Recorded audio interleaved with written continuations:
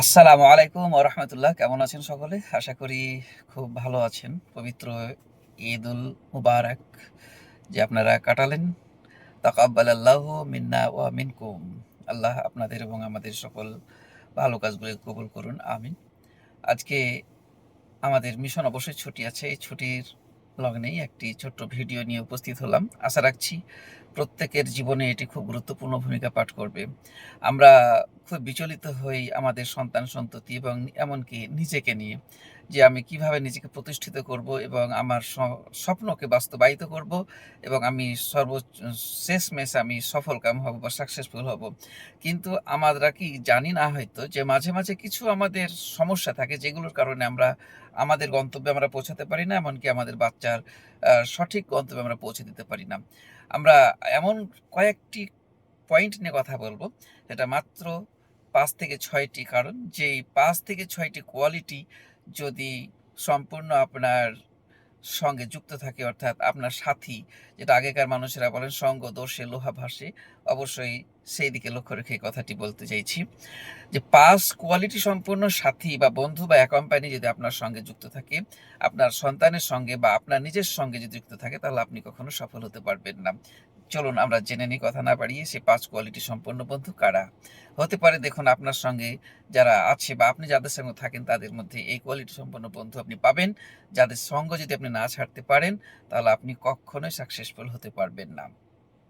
ছোট্ট একটি আয়াত আমি পরিবেশন করছি প্রথমত।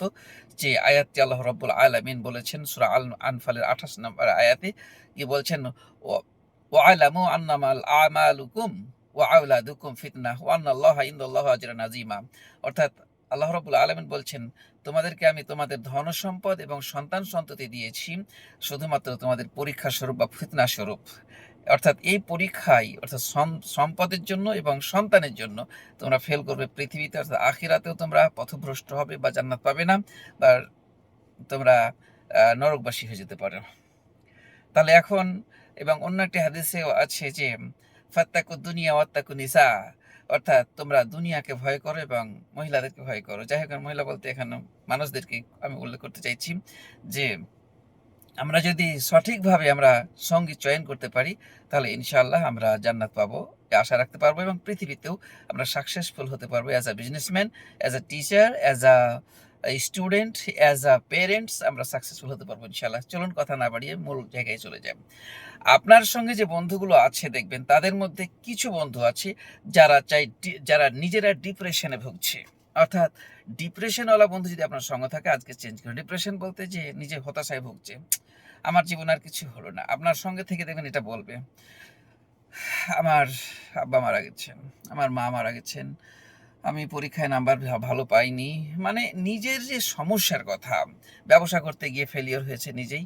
মানে এই কথাগুলো শুধু বারবার রিপিট আফটার রিপিট আপনার কানকে ঝালাফালা করে দিবে। ফলে আপনি তার কথা নিয়ে এতটাই চিন্তিত থাকবেন, তার সফলতা নিয়ে, তার জীবন নিয়ে, যে আপনি নিজের ব্যাপারে চিন্তা করতে আপনি ভুলে যাবেন। ফলে আপনাকে ওই ডিপ্রেশনে ভোগা ব্যক্তিকে আপনাকে ত্যাগ করতে হবে। আরেক ধরনের বন্ধু আপনি পাবেন যে শুধু অপরের কথা নিয়ে ব্যস্ত থাকে, নিজের কথা বাদ, যেটাকে গীবাত। সে পরনিন্দা, পরচর্চা হতে পারে। এ বিষয়ে যদিও হাদিসে এ বিষয়ে আছে, আল গীবাতু আসাদ্দু মিনাজ জিনা। অর্থাৎ গীবাত হচ্ছে, পরনিন্দা হচ্ছে, ব্যাকবিটিং ইজ ডেঞ্জারাস মোর দ্যান জিনা। জিনার থেকেও বেশি ডেঞ্জারাস, ব্যভিচারের থেকেও। তাহলে অতএব এই বন্ধু যদি থাকে আপনার সঙ্গে যে শুধু অপরের কথা বলছে, জানো অমুকজন ব্যবসা করতে গেলে তার ক্ষতি হয়েছে এত টাকা, তারপরে হচ্ছে ওর এর কোনো শক্তি নেই, দেখো কত মানে 420, অথবা সে কত স্টাইল বাজ, কত দামি দামি জিনিস গাড়ি চড়ছে, উড়ে বেড়াচ্ছে, বলো তো দেখি। ও তো কিভাবে চাকরি পেয়ে গেল, তো পাওয়ার যোগ্যতা ছিল না।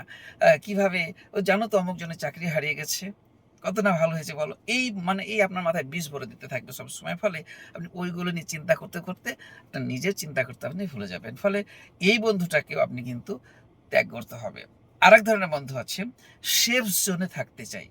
সেভস, SAVES, সেভস অর্থাৎ নিরাপদে থাকতে চাই।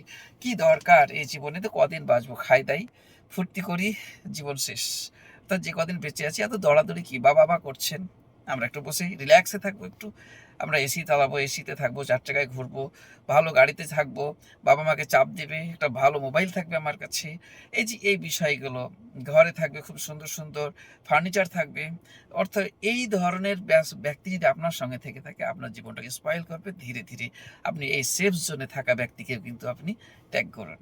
আরেক ধরনের বন্ধু আছে নাম্বার 4, এক্সকিউজের ফ্যাক্টরি পাবেন আপনি। এক্সকিউজ অর্থাৎ অজুহাতের ফ্যাক্টরি। আপনি যখনই ভালো কাজ করতে যাবেন, তখনই আপনাকে বাধা দিবে। কিন্তু কি হিসেবে বাধা দিতে পারবে সে? শুধু অজুহাত দিবে সে। অজুহাত অর্থাৎ যখন এটা করতে গেলে সম্ভবত তুমি আগাতে পারবে না, তুমি ব্যর্থ হয়ে যাবে। কারণ হলো কয়েকদিন আগেই তো এরকমভাবে আরেকজন কিনেছিল, সে ব্যর্থ হয়েছে। এই জায়গায় ব্যবসা চলবে না ভালো। অর্থাৎ অথবা তুমি কি করে অমুকজন চাকরি পায়নি, পড়াশোনা করে কি করবে? তা বাদ দিয়ে তুমি যদি তা বাদ দিয়ে তুমি যদি বাইরে যেতে পারো, অনেক টাকা ইনকাম হবে। এরকমভাবে পড়াতে বাধা, ব্যবসায় বাধা, ইত্যাদিতে বাধা। আরেক ধরনের ব্যক্তি পাবেন আপনি টক্সিক, নাম্বার 5, টক্সিক টক্সিক টাইপের যারা বিষাক্ত, অর্থাৎ বিষধর সাপ যেমন ফনা দিয়ে যেমন আপনাকে রাসেল ভাইপার যেমন একজন কেটে দিলে আর বাঁচার উপায় নেই, এই রাসেল ভাইপার টাইপের কিছু বন্ধু আপনার সঙ্গী থাকবে, যারা বিষাক্ত, শুধুই কানে আপনার বিষ কথা ভরে দেবে। কেমন যে তুমি আগাতে চাইছো, তুমি তো অতীতে এরকম ছিলে না। বা আপনার যেকোনো ধরনের হয়তো তুমি তো পারবে না। তোমার তো টাকা ছিল না। এখন হয়তো কিছুটা টাকা হয়েছে। অথবা এখন নেই। তোমার অতীতের কথা তুলে ধরবে, ভবিষ্যতের কথা। এবং আপনাকে এমন তুমি একসময় আমাকে আ এখন হয়তো বন্ধু ভাবছো, কিন্তু একসময় তো তুমি আমাকে হিংসা করেছিলে। তুমি এই কথা অনেকজনকে বলেছিলে। তুমি এই কথা আরেকজনকে বলেছিলে। এইরকমভাবে আপনাকে শুধুই এমন কথা বলে আপনাকে বিষাক্ত করে তুলবে, যে আপনি চিন্তায় বিমর্ষ হয়ে পড়বেন। তো প্রিয় বন্ধুগণ, যারা দেখছেন তাদের উদ্দেশ্যে বলি, আমরা পৃথিবীর বিষয়ে খুব সচেতন। কিন্তু মনে রাখবেন, যারা চাষবাসের সঙ্গে যুক্ত বা যারা দেখছেন তারা ভালো বুঝবেন যে যদি জমিতে আপনার চাষের জমিতে, ধানের জমিতে আল বা আলি যেটা থাকে তার ভেতর দিয়ে ফুটো কাঁকড়া বা সাপের দেখবেন ফুটো থাকে, যেগুলো আমাদের দিকে কিন্তু গোয়াল বলে। যদি এধার দিয়ে পানি বের হতেই থাকে, জল বের হতেই থাকে, জমি কিন্তু শুকিয়ে যায়। তো যারা চাষ করেন তারা জল জল থাকছে না জমিতে, মানে উনি খুঁজে বের করবেন কোথায় ফুটোটা আছে, সে লিক সারবেন, তাহলে জল দিলে কাজটা হবে, নাহলে হবে না। গাছে যত স্প্রে করুন বা ফুল গাছে বা ফল গাছে দেখবেন, যদি বারবার আপনি স্প্রে করেন কাজ হবে না, বা সার দিন কাজ হবে না। আগে কিছু পোকাতে কেটে দিচ্ছে কিনা সেগুলো দেখে সেই অনুপাতে আপনি, যারা এরির রাসায়নিক সারের দোকানে থাকে বা বিভিন্ন যারা ডক্টর আছেন তাদের সাথে আলোচনা করে তাকে সে রোগটা সারতে হবে, তাহলে আপনার মেডিসিন কাজে লাগবে। প্রিয় বন্ধুগণ, আগে আমাদের সাথে এরকম ধরনের কোনো বন্ধু আছে কিনা, বা আপনার সন্তানের জীবনটাকে এরকমভাবে নষ্ট করছে কিনা, সেই বন্ধুগুলোকে আপনি আগে যাচাই বাছাই করুন। যদি সেই ধরনের বন্ধু আপনার ছেলের সঙ্গে বা আপনার সঙ্গে থাকে, তাকে আগে চেঞ্জ করুন। নইলে আপনি যতই চেষ্টা করুন না কেন ভালো পড়ানোর, বা যতই তার পিছনে টাকা খরচা করুন না কেন, বা যতই বড় জায়গায় ভর্তি করুন না কেন, আপনার ছেলে কখনোই মানুষ হবে না। যাই হোক, কথাগুলো গুরুত্বপূর্ণ ছিল।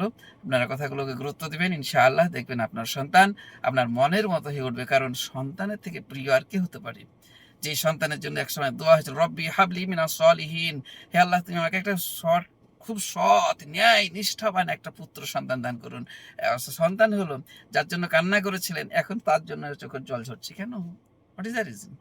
আমাদের অবশ্যই কিছু ফল্ট আছে প্রিয় বন্ধুগণ, আমরা সেদিকে লক্ষ্য রাখবো। ধন্যবাদ। আসসালামু আলাইকুম। যদি ভালো লাগে অবশ্যই কমেন্ট করবেন। ইনশাআল্লাহ আমরা মোটিভেশনাল কথাগুলো যেগুলো লাইফ চেঞ্জিং, ইনশাআল্লাহ দিতে থাকবো। ভালো লাগবে আপনাদের। ধন্যবাদ। আসসালামু আলাইকুম ওয়া রাহমাতুল্লাহ।